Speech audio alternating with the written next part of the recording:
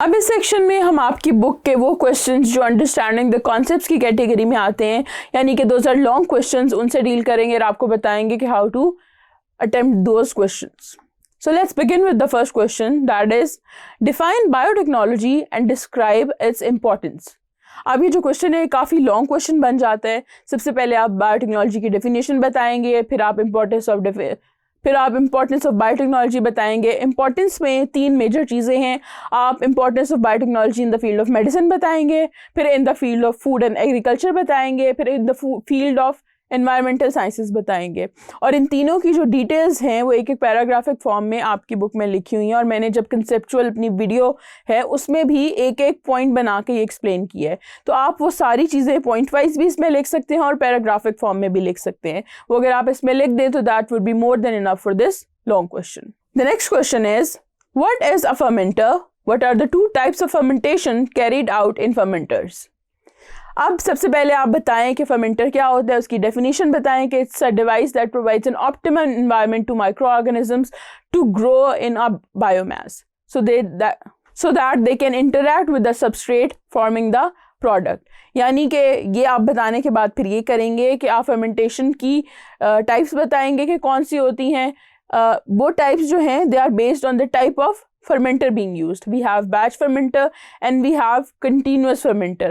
और दोनों जो fermenters हैं वो अपनी respective fermentation perform करते हैं. यानी batch fermentation होती है batch fermenter के अंदर और continuous fermentation होती है continuous fermenter के अंदर. अब इन दोनों की डिटेल्स भी मेंशन्ड है आपकी बुक में, वो आपने इस क्वेश्चन में लिखनी है. आप एक डायग्राम भी बनाएंगे, बैच फर्मेंटर की भी बनाएंगे और कंटिन्यूस की भी बनाएंगे.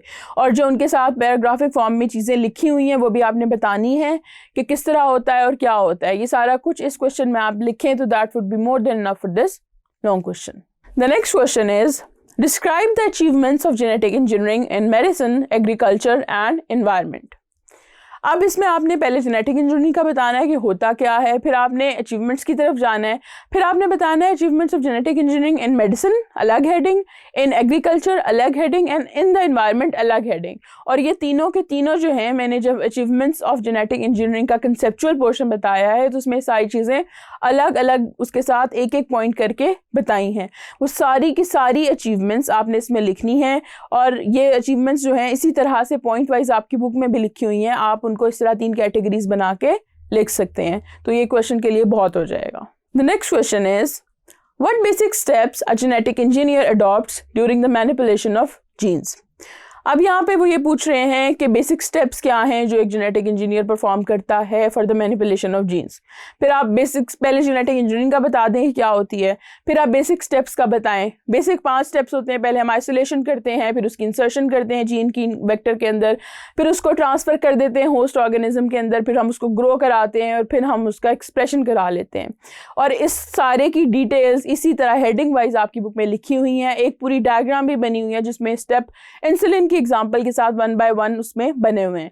तो आप ये दोनों चीज़ें इस लॉन्ग क्वेश्चन में लिखेंगे तो फिर ही आपको फुल मार्क्स मिलेंगे. The next question is what are single cell proteins, describe their importance. अब आपने पहले बताना है कि सिंगल सेल प्रोटीन्स होती क्या हैं, कि प्रोटीन कंटेंट जो हम प्योर या mix culture of algae, yeast, bacteria या फंजाई में से निकालते हैं उसको हम सिंगल सेल प्रोटीन्स कह देते हैं. उसको मिनी फूड और नोवेल प्रोटीन भी बोला जाता है. उसके बाद अगले 2 पैराग्राफ्स हैं, उनको आप ऐसे कह सकते हैं कि एक को आप बता दें production technique of single cell proteins, वो आपका सेकंड पैराग्राफ है जो आपकी बुक में लिखा हुआ है इस टाइटल के अंदर. फिर आप थर्ड पैराग्राफ को importance of single cell protein के अंदर लिख सकते हैं. उसमें सारे कंपैरिजंस दिए हुए हैं कि किस तरह से ट्रेडिशनल फूड सोर्सेज जो हैं उनकी यील्ड कम है और ये जो सिंगल सेल प्रोटीन्स हैं इनकी यील्ड बहुत ज़्यादा है. That is why it is important. तो ये सारी की सारी डिटेल्स आप इस क्वेश्चन में लिखेंगे, then it would be enough for this long question. तो मैंने यहाँ तक आपके इस पूरे सेक्शन में आपके जितने भी बुक के क्वेश्चंस थे, MCQ, short questions, long questions, उनकी डिटेल्स विद जस्टिफिकेशंस बता दी हैं. I hope you understand it well.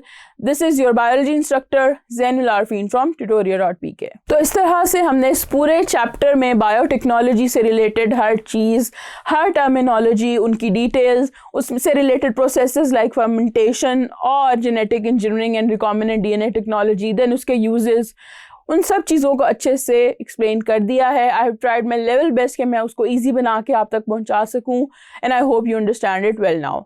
This is your biology instructor Zainul Arfeen from tutoria.pk।